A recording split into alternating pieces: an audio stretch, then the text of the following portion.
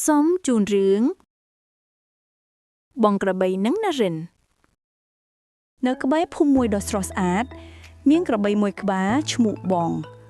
បងស្រឡាញ់ផកណាស់គាត់ចូលចិត្តត្រាំខ្លួនក្នុងផកត្រជាក់ជ្រៅៗនៅក្រោមលប់ដាំត្នោតសត្វក្តាន់ឈ្មោះតារាតែងតែសើចំអកឲ្យបងថាគាត់ជឿតហើយប្រឡាក់ហេបងតារាស្រែកឡើងដោយសំឡេងសើចំអកឯងប្រឡាក់ណាស់ហើយយឺតទៀតមើលឯងនេះលឿនហើយស្អាតប៉ុណ្ណាបងគ្រាន់តែញញឹមហើយជ្រមុជចូលទៅក្នុងភក់កាន់តែជ្រៅមិនយូរប៉ុន្មានរដូវប្រាំងក៏ចូលមកដល់ព្រះអាទិត្យចាំងក្តៅខ្លាំងណាស់អ្នកភូមិពិបាករកទឹកផឹកណាស់សូម្បីតែអណ្ដូងក៏ចាប់ផ្ដើមរីងស្ងួតដែរកម្ដៅបានឡើងខ្លាំងជារៀងរាល់ថ្ងៃសត្វក្តាន់ដែលធ្លាប់តែរត់លឿនក៏ចាប់ផ្ដើមអស់កម្លាំងមនុស្សម្នាក់ក្នុងភូមិក៏ចាប់ផ្ដើមឈឺដោយសារគ្មានទឹកដីប្រែទៅជាស្ងួតខឹងមានតែបងទេដែលនៅតែត្រជាក់ស្រស់ស្រាយភក់ក្រាស់របស់គាត់បានការពារគាត់ពីកម្ដៅថ្ងៃតារាចាប់ផ្ដើមយល់ថាភក់របស់បងមានប្រយោជន៍ប៉ុណ្ណាថ្ងៃមួយអណ្ដូងក៏រីងស្ងួតទាំងស្រុងឥឡូវនេះយើងនឹងយកទឹកពីណារិននិយាយដោយអស់សង្ឃឹមភូមិទាំងមូលក៏គ្មានទឹកប្រើប្រាស់ទៀតហើយស្រាប់តែពិសិដ្ឋក៏មានគំនិតមួយលោកយាយបងក្របីបងនៅឯភក់នោះគាត់នៅតែត្រជាក់ស្រស់ស្រាយហើយខ្លាំងប្រហែលជាគាត់អាចជួយយើងបានណារិននិងពិសិដ្ឋក៏នាំអ្នកភូមិទៅរកបងពួកគេដើរយឺតដោយសង្ឃឹមតារាក៏ដើរតាមពីក្រោយដោយខ្មាស់អៀន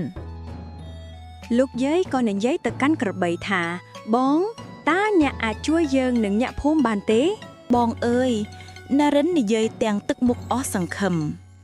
ភូមិយើងគ្មានទឹកទៀតទេកូនក្មេងនិងមនុស្សចាស់ឈឺជាច្រើនតើបងអាចជួយយើងបានទេបងក្របីងក់ក្បាលយឺតគាត់បានយល់ព្រមជួយអ្នកភូមិក្តីសង្ឃឹមក៏ផុតឡើងវិញក្នុងភូមិ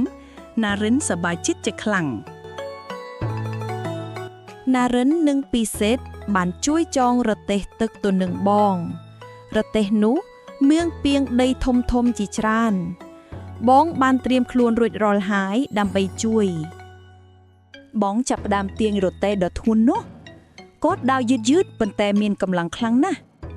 ពិសិដ្ឋដើរក្បែរគាត់ដោយមានមោទនភាពផ្លូវទៅកាន់ទន្លេដ៏ឆ្ងាយនោះវែងណាស់ព្រះអាទិត្យនៅតែចាំងក្តៅខ្លាំងប៉ុន្តែបងនៅតែបន្តដំណើរទៅមុខដោយមិនរាថយ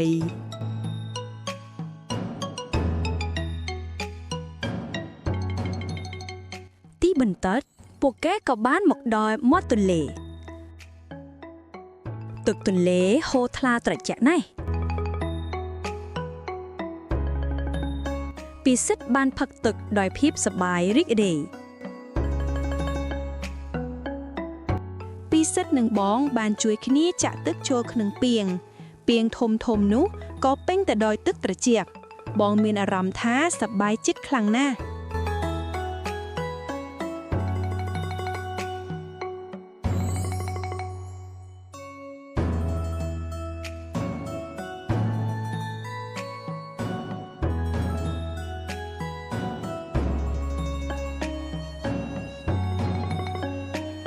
ដំណើរត្រឡប់មកវិញគឺកាន់តែពិបាកព្រោះរទេះពឹងដោយទឹក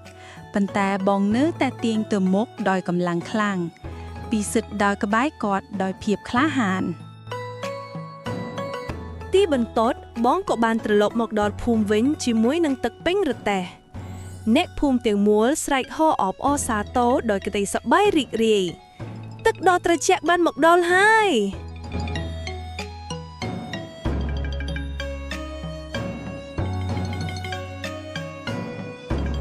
អ្នកភូមិទាំងមូលបានផឹកទឹកដោយសេចក្តីរីករាយ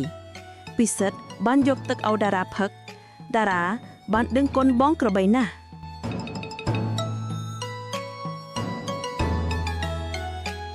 តារាបានដើរទៅរកបងហើយសុំទោសគាត់ ក៏ដូចជាអរគុណបងក្របីដែលបានជួយអ្នកភូមិឲ្យមានទឹកស្អាតប្រើប្រាស់និងបរិភោគវិញតារាបានប្រាប់បងក្របីថាអ្នកភូមិពិតជាស្រឡាញ់គាត់ខ្លាំងណាស់